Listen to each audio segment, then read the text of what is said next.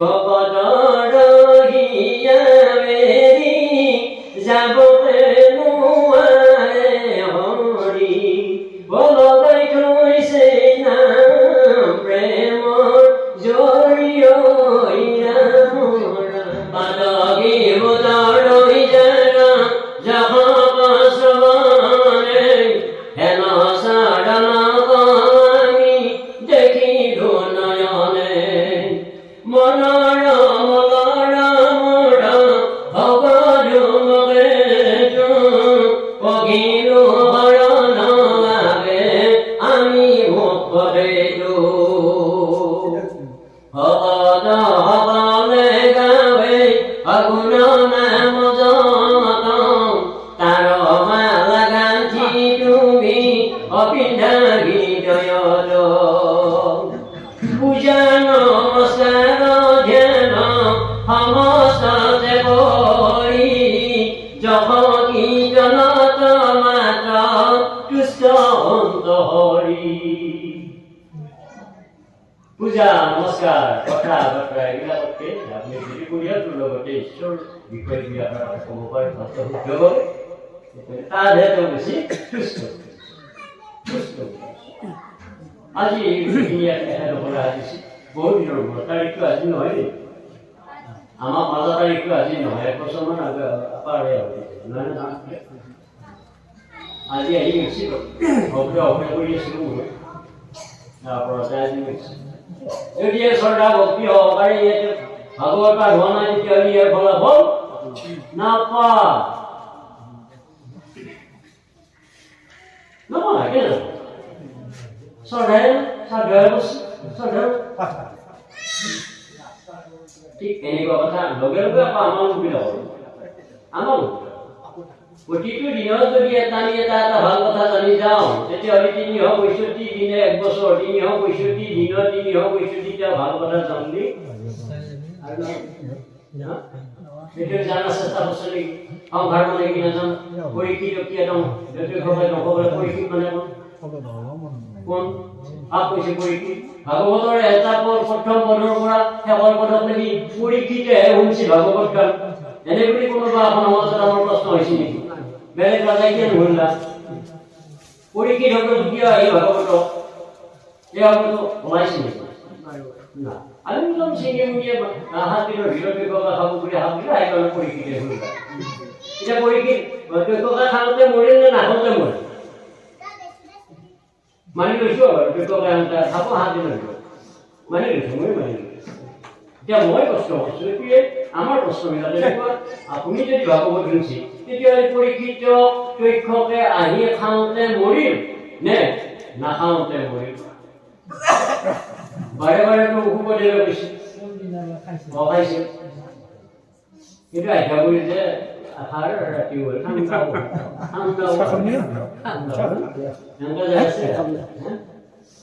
পৰীক্ষিত নাখাওঁতে মৰিছে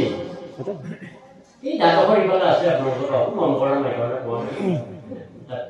তাৰপাছতহে শিক্ষকে খাইছে আৰু সেইকাৰণে জন্মে জয় হৈছে মই কৰিব লগা কাম ভিৰ শিক্ষকে কৰিলা তাৰমানে মই দেউতাক পুৰা মেলা কৰিব লগা আছে শ্মশানত দি গতিকে শিক্ষকে হওঁতে হচু দি দিলে চাই হৈ গ'লে আৰু মই কৰিব লগা কথা নাই তাৰপাছত দেহটো জড়িত আছে নহয়নে বাৰু বা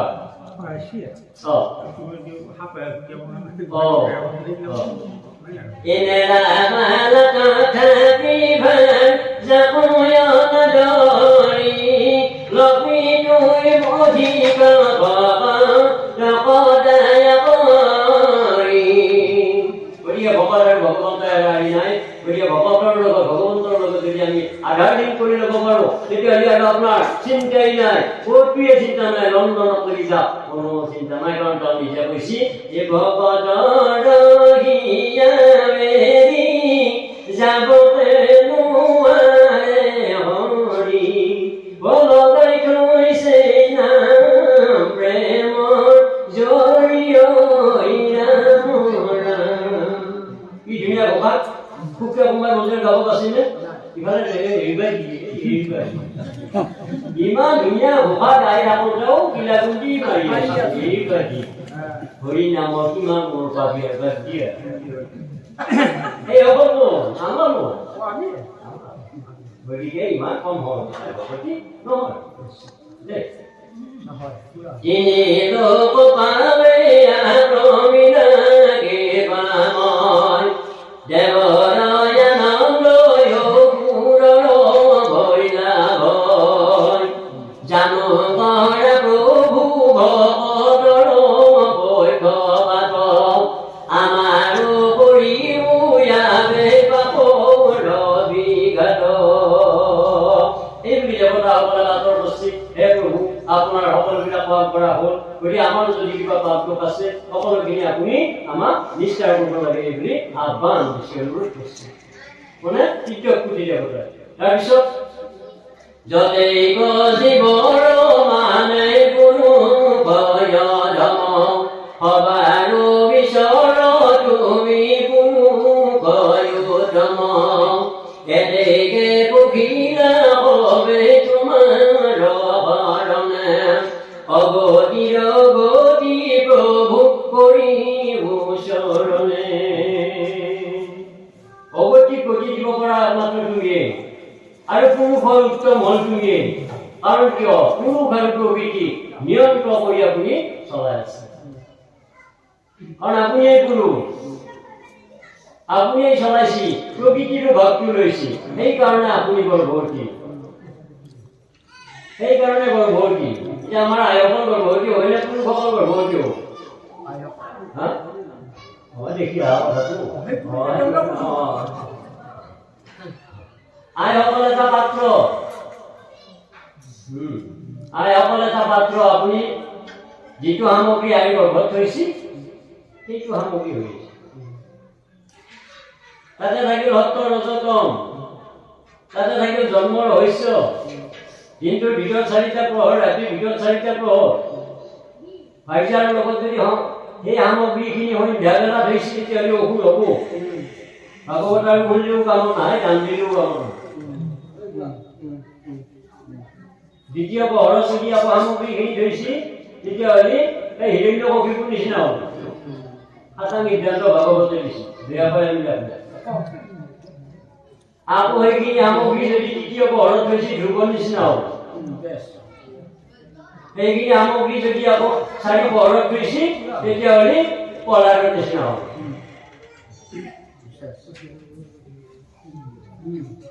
ভাগৱত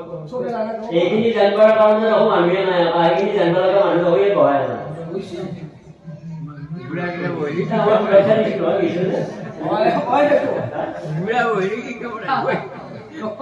তেতিয়াহ'লে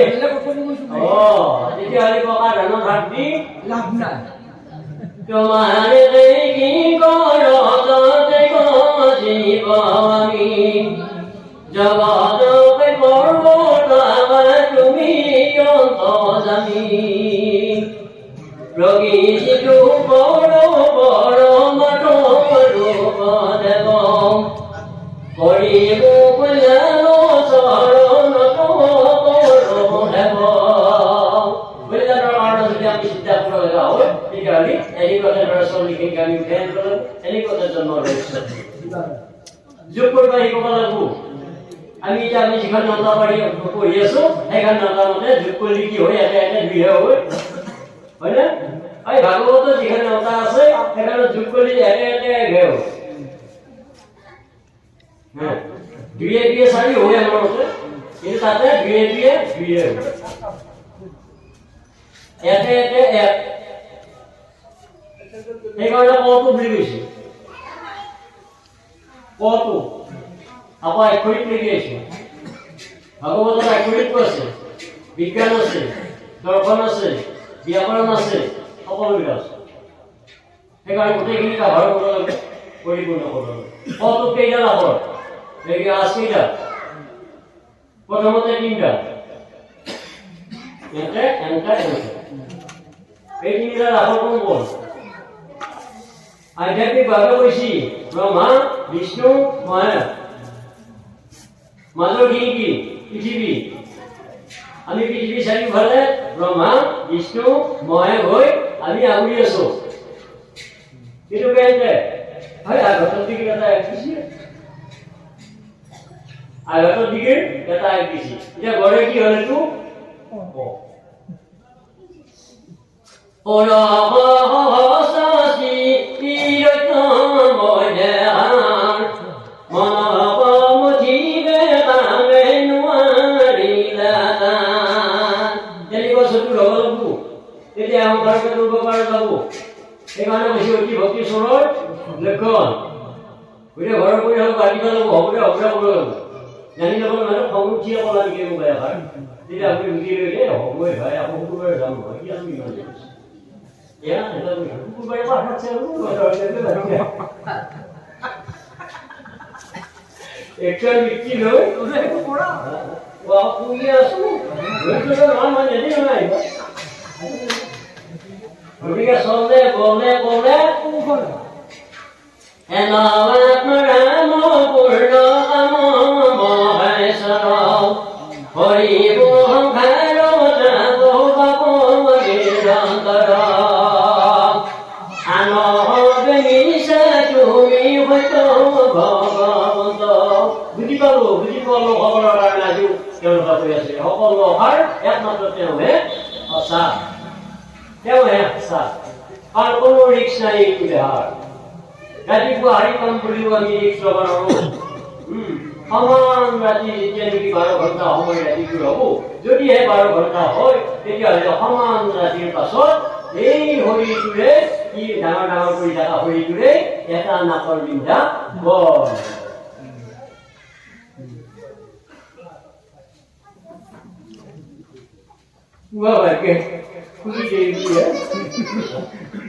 তাতে নহবি দম্ভ দৰ্প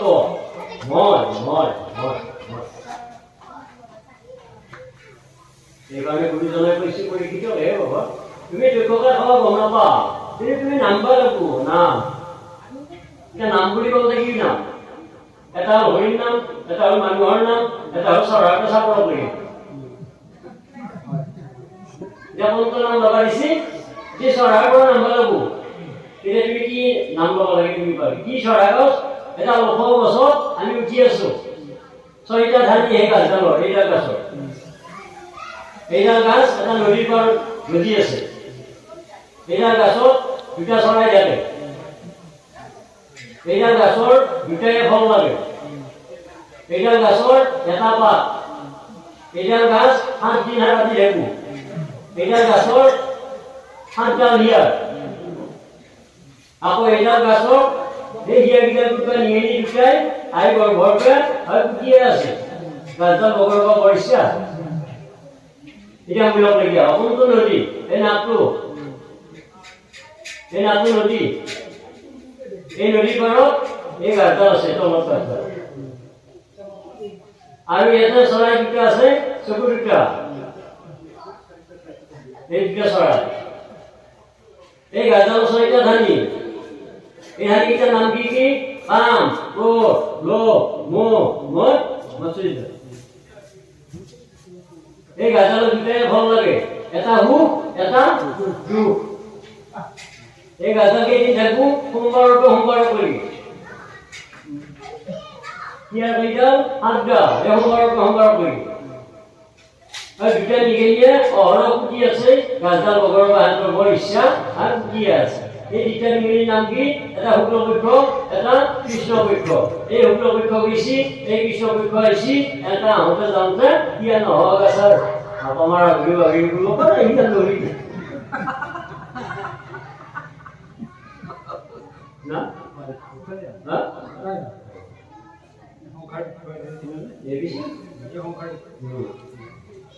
গতিকে আনবে মিছা তুমি হয়তো ভগৱন্ত তোমাকে বেজানি মহামহতে হেবন্ত যিয়ে জানে মহামহন্তবিলাকক তোমাৰ আশ্ৰয় লৈ আছে বাকী একো নালাগে নামহে লাগে সেইকাৰণে ভোকাবিলাকতো কৈছে নামে গংগাৰ্জন গৈ আছে হৃদয়ৰ মাজত আমি ভোকাত বহাই পাইছো হৃদয়ৰ মাজত বহা নাই এনে ভোকাটো পাওঁ এতিয়া প্ৰথমতে গৃহস্থই গাইছে অপৰাধ নাই বাৰু এই ভোকাটো নাথাকিব তেওঁলোকে যাব লগা আছে কোনটো আজি মোৰ গৃহতীতকৈ অধিক পবিত্ৰ হৈনায়ক যিহেতু সাক্ষাৎ জগতৰে গুৰু আপুনি হৈলা প্ৰৱেশ। তেতিয়া আকৌ এই সকলোৰে মাজে হ'ব ইকি পাৰ সাগৰ দৈৱ কি নন্দন পুৰিব মনৰ কাম ভকতৰ সংগ সদায় নুগুচুক মুখে তোৱাগো। এতিয়া আমাৰ ইমান দিন মানে জানাই নাছিলো, আজিৰ পৰা জানিলো দিয়ে নহয় দেখা নাই কথাবিলাকৰ কম কিছুমান আছে। অপৰাধটো দিয়াৰ পিছত আৰু এক ক'ব পৰা নাই, এটা লাষ্টত এনেকৈ অপৰাধ নাজানে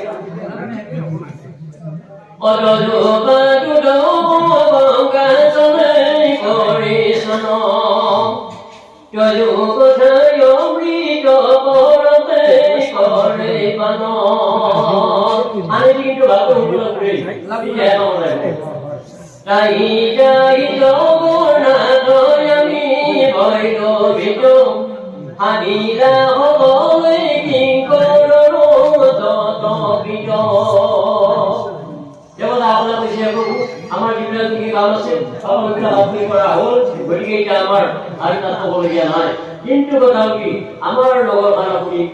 একবাৰ এতিয়া আপুনি ধৰি নিদিলা, সেইটো কাৰণে আপুনি কোনদিনা পাৰে কোন সময়ত আপুনি আহিব লাগে।